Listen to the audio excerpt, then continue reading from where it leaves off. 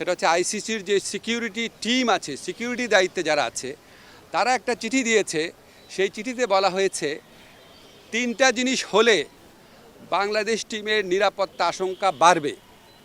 একটা হচ্ছে বাংলাদেশ টিমে যদি মুস্তাফিজ অন্তর্ভুক্ত হয়, 2 হচ্ছে বাংলাদেশ যে দলের যে সমর্থকরা আছে ওনারা যদি বাংলাদেশের জাতীয় যে জার্সি আছে, আমাদের ন্যাশনাল জার্সি আছে, এটা পরে যদি ঘোরাফেরা করে।